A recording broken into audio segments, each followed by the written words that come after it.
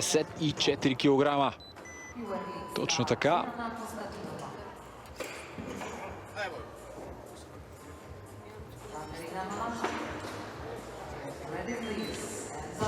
Само спокойствие. Това трябва да пожелаем за Бояна. Всичко останало като качество го притежава. Както и каза и треньора Хайде, и ние така от България пожелаваме успех на Бояна Костадинова.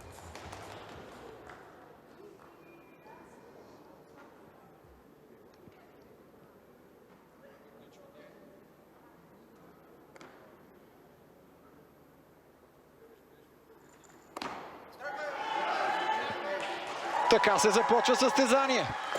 Така се започва състезание, когато казваш, че нещо искаш да постигнеш. Много беше, обаче имаше според мен определени трепвания в ръката. Да видим, защото опита 2 на 1 гласа не е зачетен. Тръгна иначе мощно.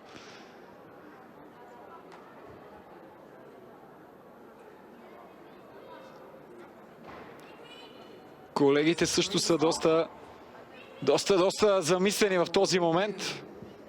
Въпреки че тя заслужи аплодисментите на собствения си треньор. В крайна сметка да видим дали ще има оспорване. Няма да има такова. Опитът не е зачетен с 2 на 1 гласа. Иначе тръгна мощно, тръгна много силно и отстрани погледнато емоционално изглеждаше първоначално, че трябва да бъде зачетен, но когато се вгледаме в детайлите, виждаме, че журито е на друго мнение. Остава на 74, а Катерина Малашчук също стартира с тази тежест. А сега е важен моментът дали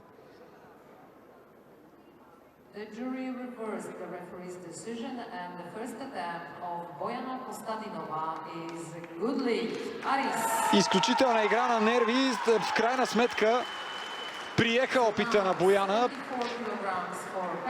Видя се със сигурност, че тя беше сериозно разтреперана. Колегите, които са в Грузия, също бяха доста изненадани от решението.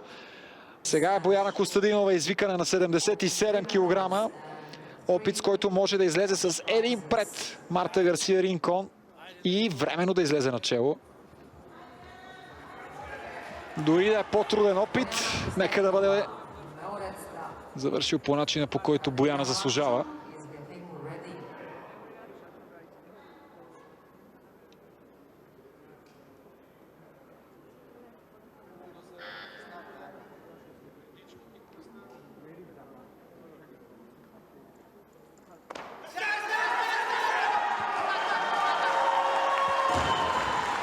Тук вече идва и характера. Тук вече идва и характера, който Бояна Костадинова трябваше да прояви при този опит. Поздравяваме наистина заради всичко, през което тя трябваше да премине преди 2 години на дебютното европейско, за да може сега. Бояна Костадинова е временно втора на 79 кг. За сега е лостът и на толкова ще остане, когато Бояна излезе на подиума. Пловдив е родил изключително много. Въобще пловдивската тежка атлетика, феноменални щангисти. А сега едно момиче, което тренира в Марица Пловдив, може временно да излезе начело и да си осигури минимум сребърния медал в изхвърлянето. Успех, Бояна!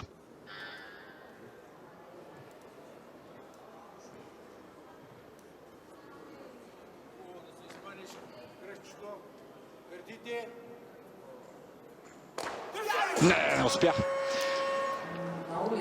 Въпреки че Бояна не се справи с тези 79 кг, трябва да я поздравим, защото в състезание, в което огромна част от конкуренцията й се пропука, Бояна със сигурност ще се прибере в България с медал.